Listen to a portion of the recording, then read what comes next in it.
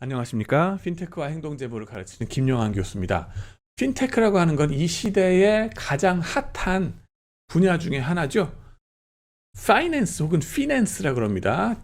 재무금융 분야가 되겠고, 이 재무금융 분야에서 가장 최첨단의 정보통신 기술을 활용해서 우리의 투자 생활 혹은 금융 생활을 편리하게 해주고 금융 민주화를 돕자 하는 움직임이 바로 핀테크가 되겠습니다. 그러면은 우리의 금융 생활을 도우려 그러면 우리 투자자들의 심리를 제대로 알아야 되겠죠. 우리의 마음이 어떻게 돌아가는지. 돈의 심리학이라고도 그러지 않습니까? 그것이 바로 행동재무가 되겠습니다. 그래서 핀테크와 행동재무를 섞어서 한꺼번에 같이 공부하는 아주 신나는 분야가 이 과목이 되겠습니다. 그래서 한 학기 동안 우리 한번 재밌게 공부해 보도록 하겠습니다. 네, 핀테크와 행동재무 본격적으로 들어가겠습니다. 과목 소개인데요. 과목 소개를 하기 전에 여러분들한테 먼저 여쭤볼게요. 퀴즈입니다. 여러분들 핀테크를 관심 있어 하시니까 금융민주화에 대해서도 많이 들어보셨을 거고요. 그러면 개인 투자자들의 행동에 대해서도 좀 궁금하실 겁니다. 개미들이 어떨까? 그러면 투자를 하는 데 있어서 프라이빗 뱅커들이 흔히 말하기를, 그죠? 금융가에 있는 사람들이 말하기를 몇 살 때에 몇 살 때 있는 사람들이 가장 투자 성적이 좋은 줄 아십니까? 몇 살 때 있는 사람들이 연령대, 그죠? 0세부터 10세, 11세부터 20세, 30세, 40세, 50세, 60세, 70세, 80세 그 이상 10년 단위를 끊어서 보시면은 몇 살 때 있을 때 가장 투자 성적이 좋을까요? 금융계에서 일하는 사람들 얘기로는 0세부터 10세랍니다. 네? 0세부터 10세요? 삼척동자가 웬일로요? 아, 그거는요, 돈이 대림이다 하는 겁니다. 말하자면 프라이빗 뱅커들이 도와주거든, 이 사람들은. 그죠? 저 할아버지나 아니면은 위에 있는 어른들이 재산 물려주기 위해서 일단 돈부터 조금 주고서 이걸 갖다가 주식 투자를 하도록 이 프라이빗 뱅커를 동원해가지고 굴리게 만드는 거예요.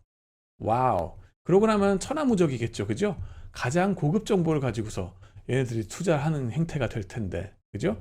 그런 상황이 벌어진다는 겁니다. 예, 전 세계적인 공통적인 현상인데. 그죠? 이게 이제 기생충이라는 영화를 보시면은 돈이 대림이야 하는 그 얘기가 나오는데, 그런 것이 수익률도 대림이가 아닌가. 그죠? 돈이 대림이 역할을 해가지고 수익률 쫙쫙 펴주는 거 아닌가 하는 의심이 들 정도입니다. 그래서 보면은 가진 자와 가지지 못한 자 간의 차이가 많이 나는 게 안타깝지 않습니까?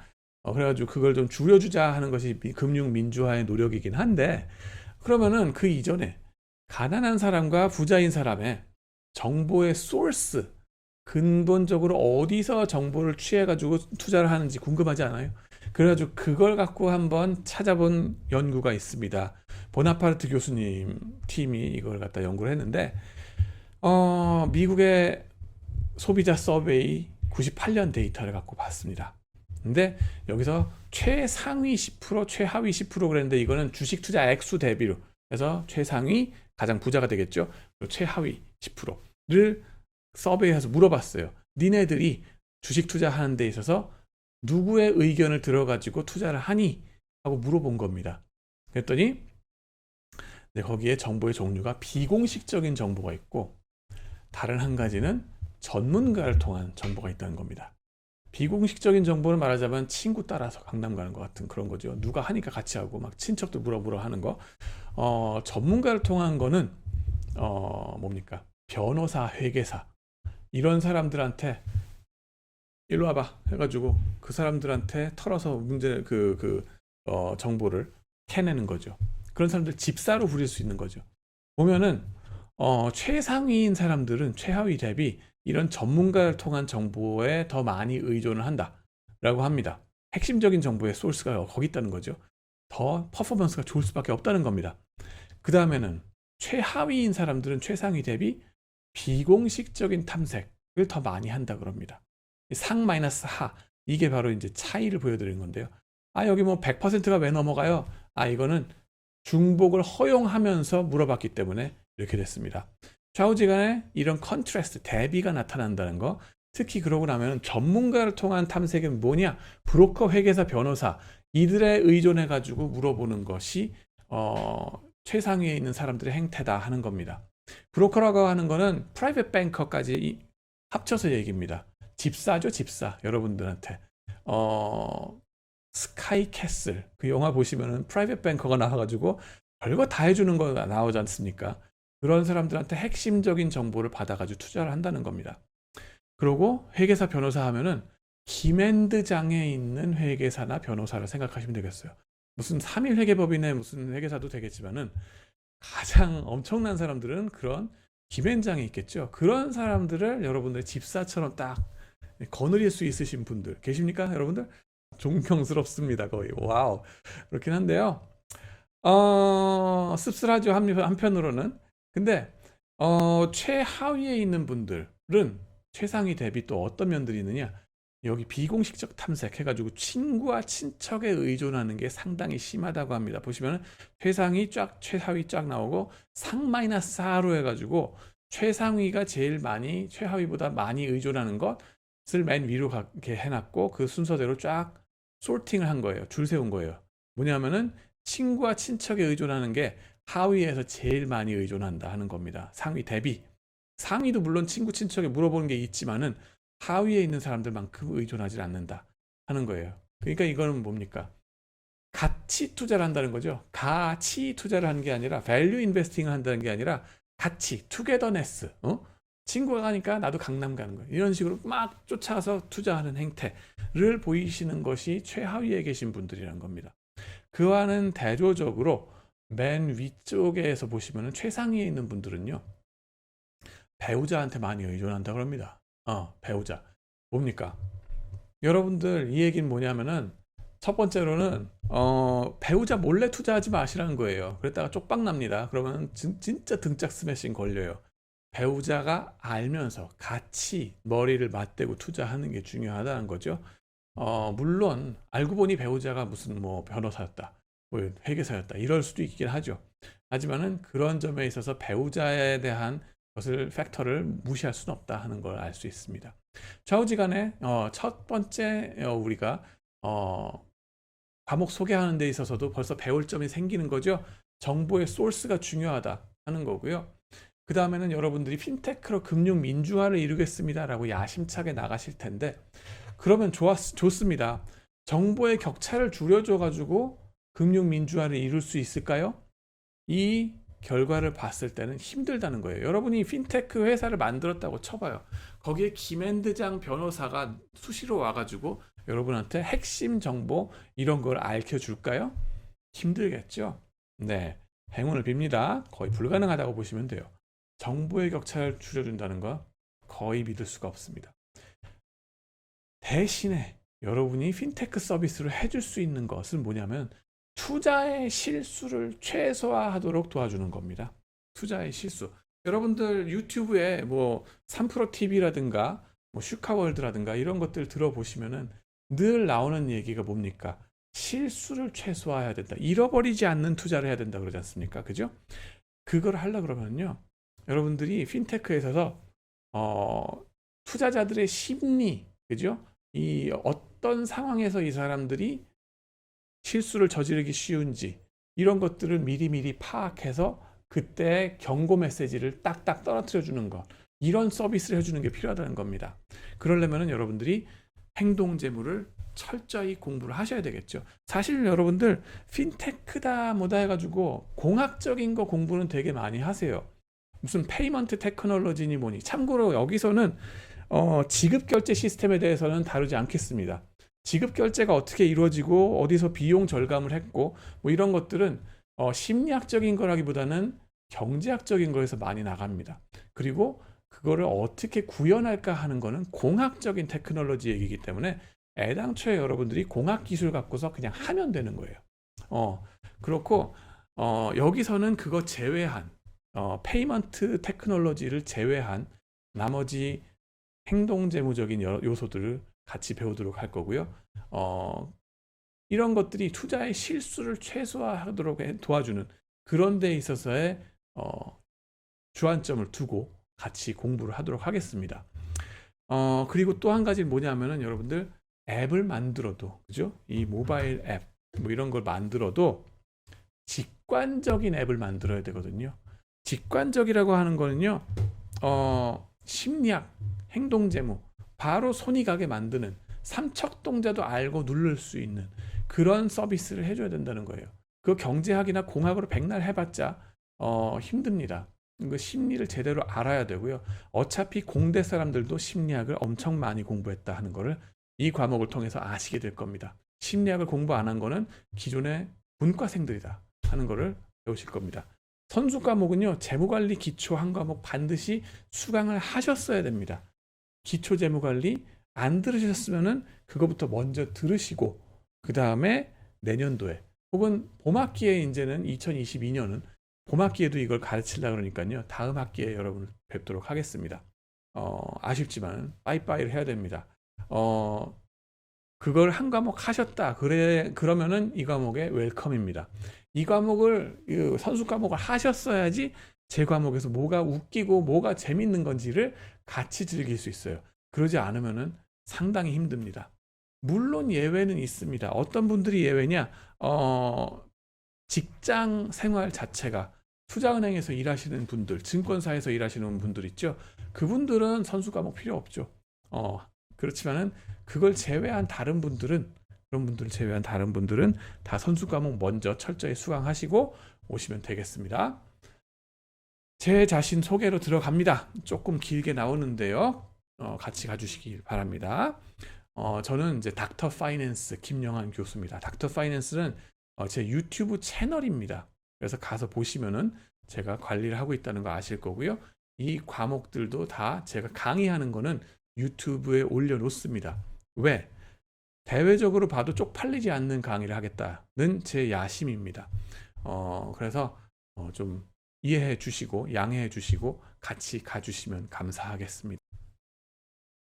네, 그 다음에 이제 저의 양력에 대해서 말씀을 드리면요. 저는 2015년에 여기 성균관대학교에 처음 부임해서 지금까지 6년째 가르치고 있습니다.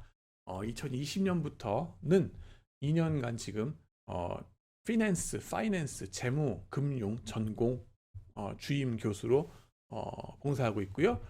그 전에 2019년부터 20년까지 2년간은 성균관대학교의 자랑이라고 할 글로벌 경영학과 학부에 있거든요. 거기에 학과장으로 봉사를 했었습니다. 그 다음에는 그 전에는 싱가포르의 난양공대에서 5년 반 동안 재무 교수로 일을 했었고요. 그 전에는 미국의 미네소타 대학에서 재무금융 박사를 땄습니다. MBA도 했고요. 그 전에는 뱅크 오브 아메리카 현역의 일을 금융계에서 외국계 금융사죠.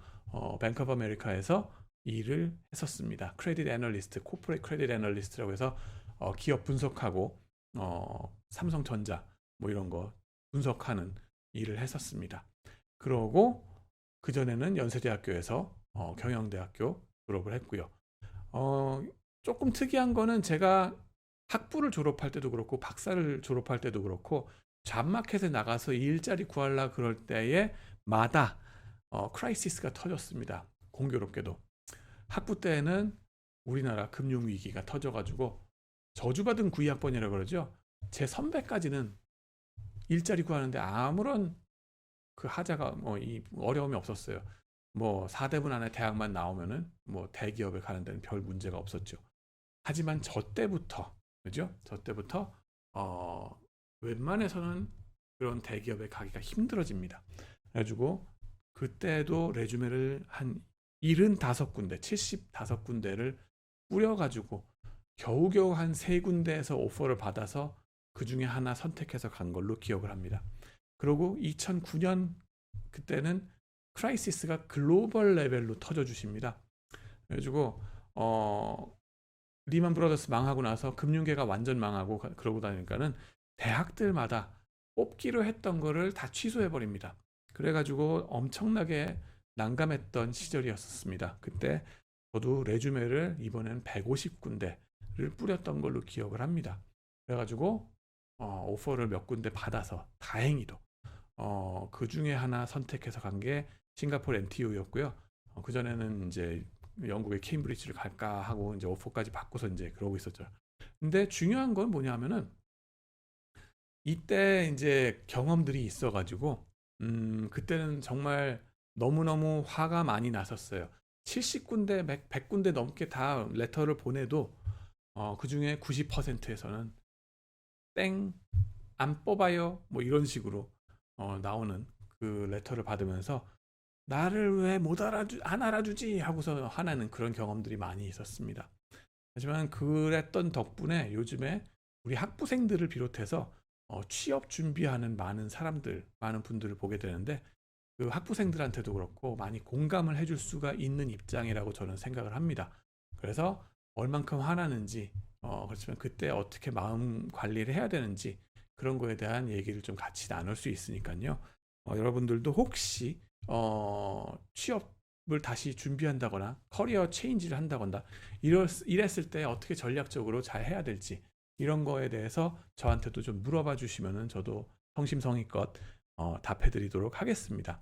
같이 답을 못 해드리더라도 그 입장을 같이 나눌 수는 있으니까요. 언제든지 물어보시면 되겠습니다. 제 강의 분야는 핀테크와 행동재무 이쪽이 되겠고요. 금융 데이터 사이언스와 헤지펀드는 글로벌 경영학과에서 가르치고 있습니다. 그리고 또 국제재무, 그죠? 인터내셔널 파이낸스, 포린 익스체인지 이쪽이 되겠는데요.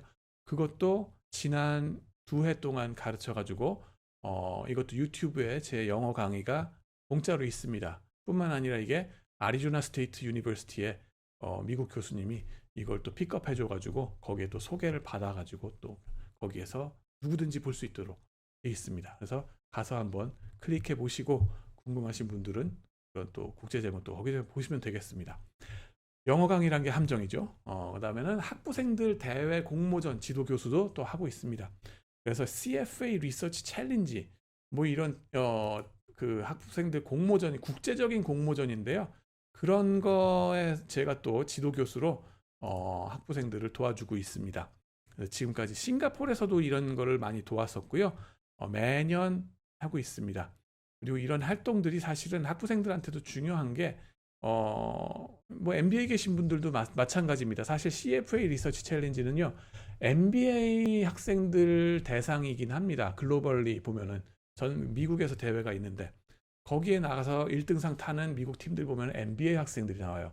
우리 학교도 그랬으면 좋겠는데 MBA 분들이 이쪽에 대해서 별로 신경을 안 쓰시는 것 같습니다. 아마 영어로 말하고 대답해야 되고 이런 거가 때문에 좀 뭐 이제 거리를 두시는 것 같은데 적어도 학부생들한테는 제가 이제 도전하는 친구들 도와주고 있습니다. 그렇게 해가지고 지난 뭐 아시아 레벨 대회까지 진출한 우리나라에서 1등을 하기도 하고 학생들이 그런 적도 있었고요. 그 다음에는 사우스 이스턴 헤지펀드 컴피티션 해가지고 저것도 또 헤지펀드 매니저들 앞에서, 그죠? 미국의 헤지펀드 매니저들 앞에서 기량을 뽐내는 그런 대회에 학생들을 또 지도한 적도 있습니다. 네, 여러분들도 혹시 이런 거에 관심이 있거나 하시면은 얼마든지 저한테 물어보시면 되겠습니다. 그 다음에는 연구 분야는 저는 비정형 빅데이터와 재무 이쪽을 연구를 합니다. 그래서 미디어 빅데이터에 잡히는 CEO의 심리적인 특질 뭐 이런 것이 M&A나 회사 주가 위험도 혹은 재무적인 전략 이런 거에 어떤 의사결정에 영향을 미치더라 하는 겁니다. 근데 그게 이제 이번 학기에 여러분들이 집중적으로 배울 거고요. 되게 재밌습니다. 디지털 관상과 M&A, 리스크 테이킹 뭐 이런 건데요. CEO의 디지털 관상 여기 보시면은 얼굴 사진을 입력만 하면 자동적으로 점 68개를 찍는 그런 게 있거든요. AI로 찍는 겁니다. 이런 걸로 해서 수치를 우리가 측정할 수 있는 게 있습니다. 되게 재밌는 분야고요. 여러분들 여기 보시면 제가 이제 인터뷰 블룸버그 TV에서 했던 것도 나오고요. 그래서 되게 재밌는 과목이 되기를 바랍니다. 여러분들한테도. 그 다음에는 교과서는 없습니다. 지금 집필 중인데요. 이번 여름 내로 끝낼 줄 알았는데 지금 되게 힘들더라고요. 그래서 초고가 지금 이제 나가 있고 내년에 혹은 다음 학기부터는 교과서를 가지고서 하려고 생각을 합니다. 근데 그 교과서는 어차피 여러분들의 PPT 지금 여러분들한테 다 있는 겁니다. 뭉탱이로 올립니다. 이거 갖고서 보시면 됩니다. 이것만 해도 페이지 수가 한 600페이지 넘게 나오기 때문에 벅차실 겁니다. 다른 책 보실 여가가 거의 없을 거예요. 시험 문제도 PPT만 공부하면 다 되도록 할 건데요. 참고서, 정말 참고서를 보고 싶다 그러시면은 뭐 이런 책들 시중에 많습니다. 시중에 나오는 핀테크 책들은요, 사실 지금 한참 개발되고 막 폭발적으로 성장하는 분야이기 때문에 한 해 한 해 얘기할 거가 달라집니다. 진화가 빨라요. 핀테크 4.0이라는 책이 저기 나왔는데, 김종현 씨가 나온 선생이 만드신 거죠. 근데 핀테크 3.0이 그 한 1, 2년 전에 나왔었거든요. 그 사이에 회사들이 망한 것들도 많고 또 새로 나온 것들도 많아요. 그렇기 때문에 계속 업데이트가 됩니다. 또 재밌는 책으로 추천드릴 거는 네이버와 카카오 콩성용 기자님이 이거 쓰신 건데 되게 재밌습니다. 한번 보시고요. 김강원 컨설턴트님이 쓰신 것도 또 재밌습니다. 카카오와 네이버는 어떻게 은행이 됐는가 하는 건데요. 꼭 한번 보시기 바랍니다. 그 다음에는 퀀트 투자에 대해서도 말씀드릴 거거든요. 행동재무적으로도 중요하지만 핀테크적으로도 많이 중요할 수 있습니다. 그래서 이현열 박사의 책들하고 그 다음에는 강환국 선생의 책 재밌습니다. 강환국 선생의 유튜브 채널 강력히 추천합니다. 되게 재밌어요. 또 이관희 교수님, 제가 존경하는 서울대학교의 이관희 교수님의 이것이 공매도다 하는 책 꼭 한번 보시기 바랍니다. 행동재무를 제대로 이해하려 그러면은 공매도를 피할 수가 없습니다. 그죠? 뿐만 아니라 요즘 문제가 됐던 로빈후드와 게임스탑, 거기에 숏 스퀴즈 나왔던 거 기억하시죠? 그 숏 스퀴즈에 대한 개념, 이런 것들 이런 책에서 보시면은 가장 권위 있는 분이 말씀해 주십니다. 보시고요. 네, 이 과목에서 평가 방법은요. 중간고사 30%, 기말고사 35%, 기말 팀 프로젝트 20%, 그다음에 참여 5%, 출석 10% 해서 100%가 되겠습니다. 자, 기말 팀 프로젝트는요. 이번에는 대단히 간단합니다. 카카오뱅크의 적정 주가를 추정해 보기. 종목 추천하시란 거예요. 바이, 홀드, 셀. 어떻게 할까요? 네. 발표 형식은 10분짜리 비디오로 녹화하셔서 여러분이 녹화하셔야 됩니다. 유튜브에 업로드 하세요. 예. 저만 업로드하는 게 아니라 여러분도 하셔야 됩니다. 이 과목의 힘든 점이기도 합니다. 이것 때문에 엄청 불평들 하세요. 압니다. 근데 여러분들도 적응하셔야 돼요. 이 세대가 유튜브 세대라는 거 아시지 않습니까? 여러분 자녀분들 보시면요. 구글도 네이버도 안 찾아요. 유튜브에서 찾습니다. 모든 정보는. 거의 모든 것들은. 동영상적인 커뮤니케이션이 지금 대세입니다. 하셔야 돼요. 그래서 여러분들도 거기에 도태되게 내버려둘 수가 없습니다. 제가 교수로서 여러분들한테 이거는 제가 꼭 하시도록 강력히 권하는 바입니다. 그래서 꼭 하시기 바라고요.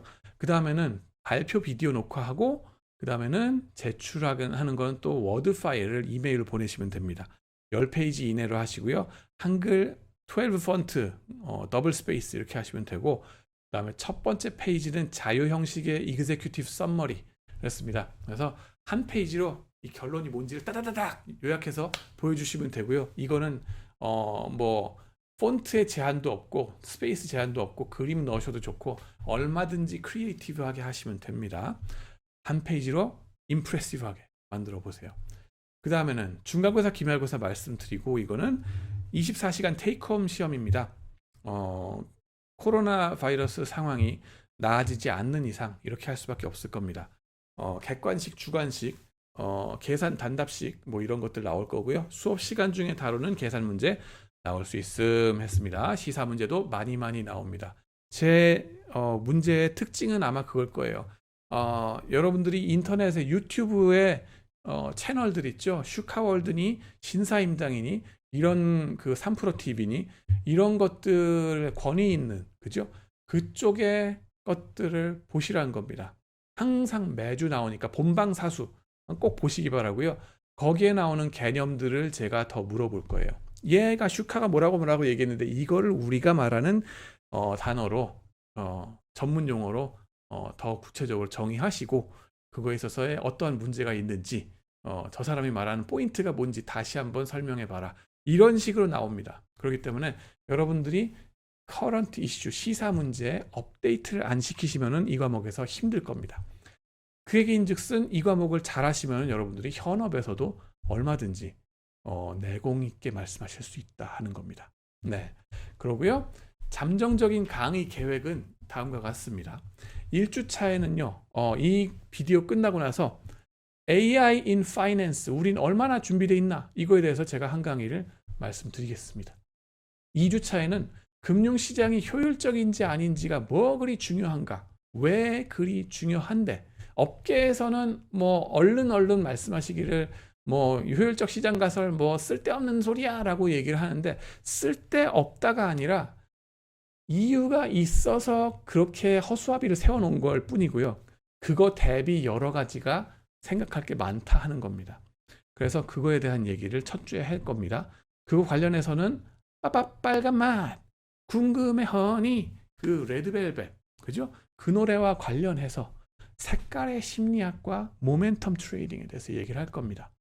여러분들 제가 지금 색깔 드린 거 보이시죠? 그죠? 이 색깔과 제 넥타이 색깔, 이 색깔의 심리학에 대해서 같이 한번 공부를 해보겠습니다. 그리고 모멘텀과 어떻게 연관이 될 수 있나 하는 거고요. 셋째 주는 가치 투자냐 하는 건데요. 가치 투자의 개념에 대해서 그리고 그거에 대비해서 대조가 되는 유진파마의 효율적 시장 가설이 뭔지 이런 거에 대해서 같이 논의를 해보겠습니다. 4주차에는 강남 스타일과 투자자 사이콜로지는 심리학이죠. 그죠? 근데 싸이가 들어갑니다. 뭔가 희한한 게 있을 것 같죠? 제 논문입니다. 강남 스타일 노래가 나왔을 때, 그죠?